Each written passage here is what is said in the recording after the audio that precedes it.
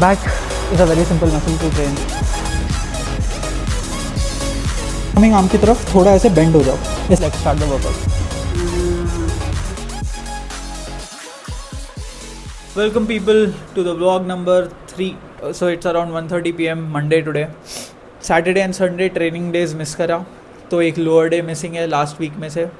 And Sunday थोड़े cheat meal भी हो गए थे, तो उसकी वजह से थोड़ा ऊपर नीचे है schedule. But no issues to the physique. खाली वाटर वेट है थोड़ा बहुत, वो कार्डियो से चला जाएगा. तो ये तो डिसाइडेड है कि अपर डे है, बट देन मन कर रहा है बैक करने का, बैक सेंट्रिक थोड़ा बहुत.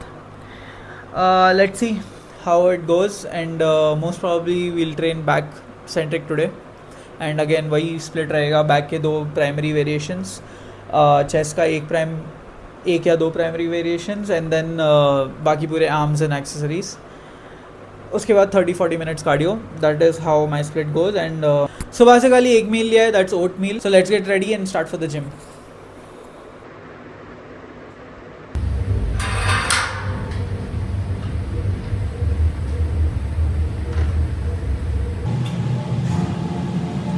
Let's start with the workout. Warm up पूरा हो गया.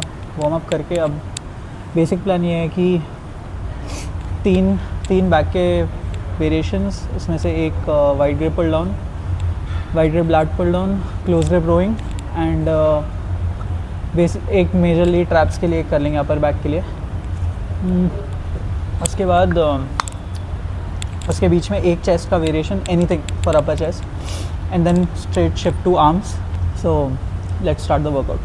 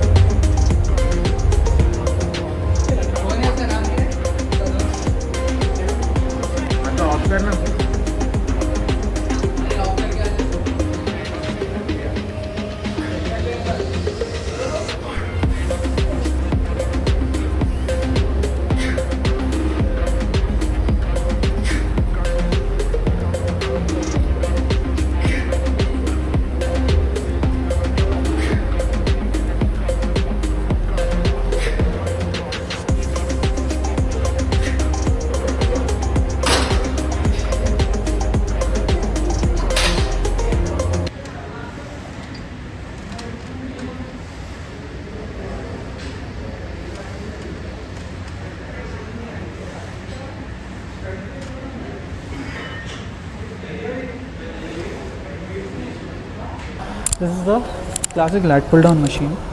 अब इसमें बेसिकली लोग क्या करते हैं, ये ग्रिप लेने के बाद एल्बो टक डाउन करते हैं.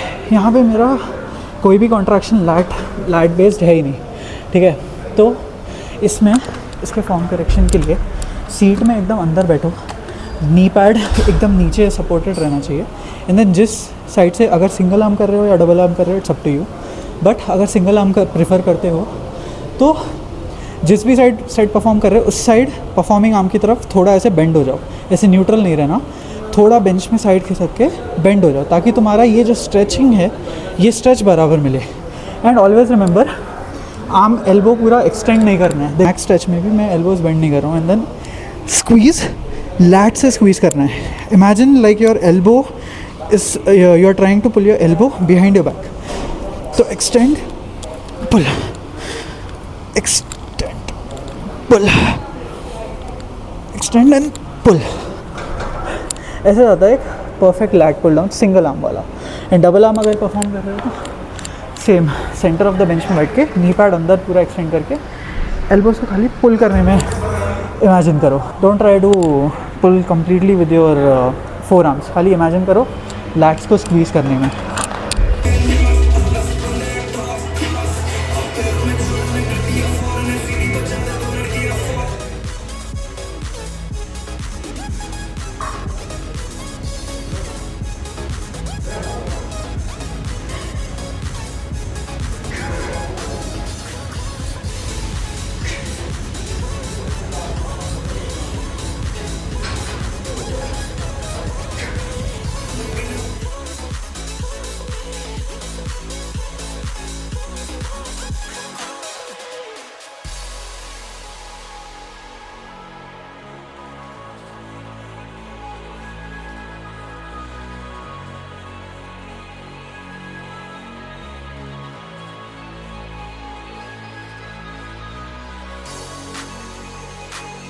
अगर तुम्हारा एल्बो अपर कॉन्ट्रैक्शन ले रहा है तो अपर बैक टारगेट होगी, एंड अगर तुम्हारा एल्बो लोअर कॉन्ट्रैक्शन ले रहा है तो नेचुरली तुम्हारे स्ट्रेच और कॉन्ट्रैक्शन में लैट्स भी पार्शली ट्रेन होंगे।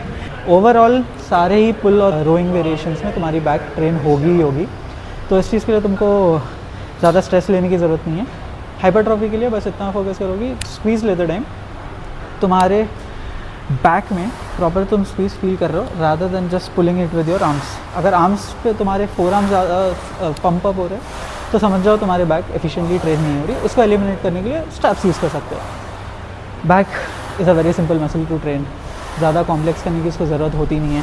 खाली एक वाइड ग्रिप, एक क्लोज ग्रिप, और बेसिकली अगर तुम पुलअप्स भी कर लोगे तो भी तुम्हारी बैक अच्छी खासी ट्रेन हो जाएगी। That's it. एंड मेरे भी सारे बैक के वेरिएशंस ख़त्म, अब खाली एक चेस्ट वेरिएशन एंड देन पूरे आर्म्स के वर्कआउट करने के बाद कार्डियो। That's it.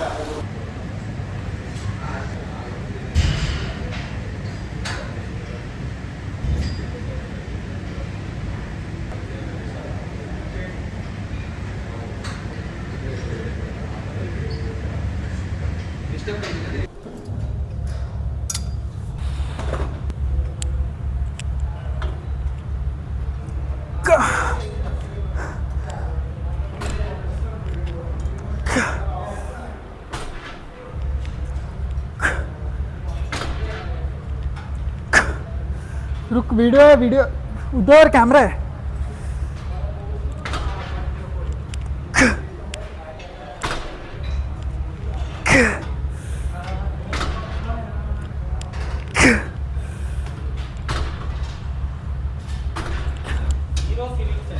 बैक और चेस्ट के वेरिएशन होने के बाद जय मिल गया तो उसके साथ मिलके थोड़ी पोजिंग कर ली थी। एंड नाउ करेंटली ये बंदा थोड़ा सा एनहांस्ड है, but before this he has played a national body building show ICN and उसमें मेडल्स भी मारे थे। इसके साथ फ्लेक्स करने के बाद ऐसा लगा कि भाई बॉडी में अभी बहुत ज़्यादा चेंजेस लाने हैं। अभी भी मेरा मसल मास उतना अच्छा खासा है नहीं, एंड मेरे थोड़े वीकर साइड्स पे भी फोकस किया, जैसे मेरा कोर बहुत वीक है, एब्स पे बहुत काम करना है, चेस्ट पे बहुत काम करना है, but we'll make up for all of that. And primarily मेरा कट से यही मोटिव है कि मुझे सारे मेरे इन्फीरियर साइड्स एंड मसल्स को डिस्कवर करने का चांस मिले, एंड देन मैं पर्टिकुलरली उन सारे मसल्स को इक्वली एम्फेसाइज कर सकूं, एंड मेरे जितने भी मसल इम्बैलेंसेस है, जितने भी इन्फीरियर मसल ग्रुप्स हैं, उन सारों को एक साथ मिला के ग्रो कर सकूं।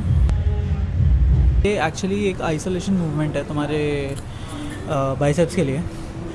जनरली हम लोग जब ट्रेन करते हैं, जब तुम नॉर्मली डंबल उठा के बाइसेप कर्ल्स परफॉर्म करोगे तो तुम्हारे शोल्डर एंगेजमेंट ज़्यादा होता है। तो इसमें अब इंक्लाइन बेंच पे जैसे ही तुम आर्म रेस्ट करोगे, तुम्हारे आर्म को स्पेस नहीं है एल्बो को पीछे ड्राइव करने का, तो पीछे जा नहीं सकता। उसकी वजह से तुम्हारा पीक बहुत ज़्यादा आइसोलेटेड फील करता है। इसलिए ये एक्सरसाइज बेस्ट है तुम्हारे बाइसेप्स को टारगेट करने के लिए। That is I would suggest कभी भी जब तुम आर्म स्ट्रेन करने आते हो, बेसिकली बाइसेप, तो पहले वार्म अप में एक ऐसा आइसोलेशन मूवमेंट सेलेक्ट करो जहाँ पे तुम्हें मसल फील होना स्टार्ट हो जाए।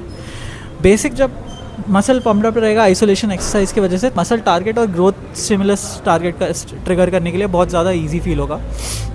दैट इज़ वाई ऐसे start with isolating your muscle in warm up, and अच्छे से जब मसल फील होना स्टार्ट हो जाए तब अपने कंपाउंड मूवमेंट्स में या मेन साइड वर्किंग सेट्स में जंप करना बेटर होता है ऑप्शन।